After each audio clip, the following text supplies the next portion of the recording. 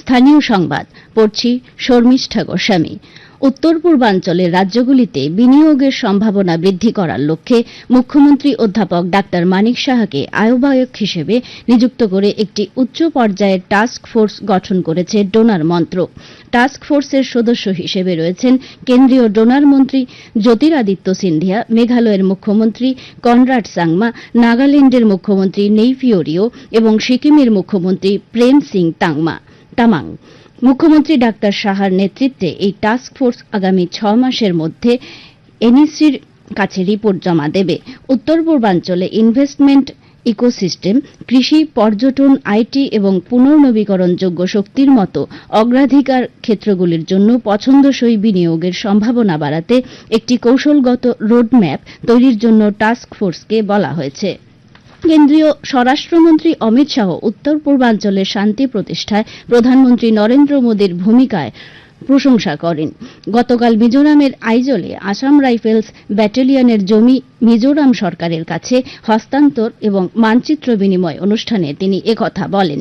তিনি বলেন, মিজোরামের উন্নয়নের জন্য একটি গুরুত্বপূর্ণ পদক্ষেপ হিসেবে আসাম রাইফেলসের সদর দপ্তর সেন্ট্রাল আইজল থেকে জোখাউসাং এ স্থানান্তর একটি দীর্ঘ প্রতীক্ষিত দাবি পূরণ করেছে এবং এটি মিজো জনগণের প্রতি ভারত সরকারের প্রতিশ্রুতির প্রতিফলন।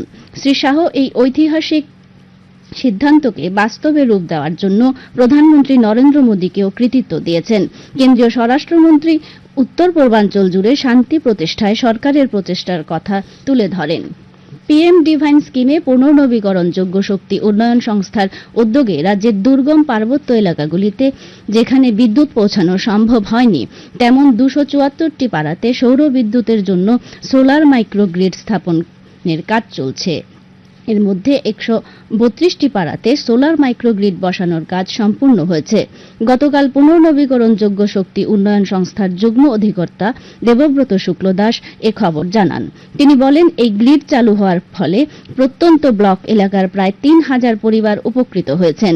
সেই সব এলাকার প্রতিটি বাড়িতেই এখন 3টি করে 20 কিলোওয়াটের এলইডি বাল্ব জ্বালানোর পাশাপাশি মোবাইল চার্জ করা যাচ্ছে। ফলে ওই সমস্ত দুর্গম এলাকার জনজাতি পরিবারগুলির শিক্ষার পাশাপাশি আর্থসামাজিক উন্নয়ন হচ্ছে, কারণ তারা এখন রাতেও বাড়িতে বসে বাঁশ বেতের জিনিস সহ ছোট ছোট শিল্প সামগ্রী তৈরি করতে পারছেন। উদয়পুরের শিববাড়ি ও ত্রিপুরা সুন্দরী মন্দিরে গতকাল জমাতিয়া হদা সম্প্রদায়ের ঐতিহ্যবাহী চৈত্র পূজা হয়। জমাতিয়া হদার প্রদেশ সভাপতি মোহিতলাল জমাতিয়া জানান, রাজন্য আমল থেকে এই রীতি চলে আসছে। এবছর 434তম বর্ষের পূজা। দুই মন্দিরের পূজার দায়িত্বে রয়েছেন দুই হদা অকরা বিজয় কুমার জমাতিয়া ও মনীন্দ্র কুমার জমাতিয়া। 302টি গ্রাম থেকে 36 জন পাঞ্চাই এই পূজার সহযোগী হিসেবে কাজ করেছেন। গতকাল ভোর থেকে রাজ্যের বিভিন্ন এলাকায় জমাতিয়া হদা সম্প্রদায়ের পুণ্যার্থীরা শিববাড়ি ও মাতাবাড়িতে পুজো দেন। এই পূজায় উপস্থিত ছিলেন বিধায়ক রামপদ জমাতিয়া ও অভিষেক দেব রায়, জমাতিয়া হদার আইনি উপদেষ্টা দাতামোহন জমাতিয়া। উল্লেখ্য, 3 দিন গোমতী, জম্পুই, খোয়াই ও মনু নদীতে গঙ্গা পূজা দেওয়া হবে। প্রধানমন্ত্রী নরেন্দ্র মোদী আগামী 30শে মার্চ রবিবার সকাল 11টায় আকাশবাণীর মন কি বাত অনুষ্ঠানে দেশ বিদেশের জনগণের সঙ্গে মতবিনিময় করবেন। এটি হবে মন কি বাতের 120তম পর্ব।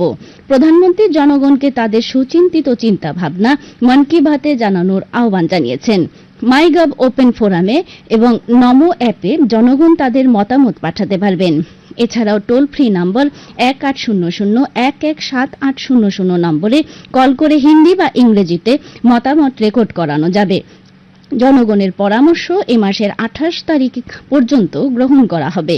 এছাড়াও 1922 নম্বরে মিস কল দিয়ে যে লিঙ্ক পাওয়া যাবে তাতেও SMS করা যাবে।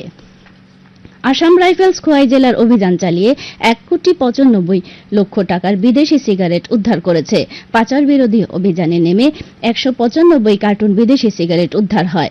কার্টুনগুলি কাস্টমস বিভাগের হাতে তুলে দেওয়া হয়েছে বলে আসাম রাইফেলসের এক বিবৃতিতে জানানো হয়েছে।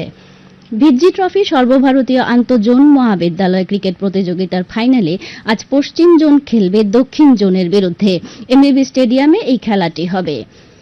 আজ আকাশ আংশিক মেঘাচ্ছন্ন থাকবে। রাজ্যের কিছু এলাকায় বজ্রবিদ্যুৎ সহ বিক্ষিপ্তভাবে হালকা বৃষ্টিপাত হওয়ার সম্ভাবনা রয়েছে।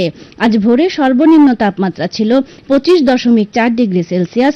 দিনের সর্বোচ্চ তাপমাত্রা 33 ডিগ্রি সেলসিয়াসের কাছাকাছি থাকবে। এখনকার মতো স্থানীয় সংবাদ এখানেই শেষ হলো।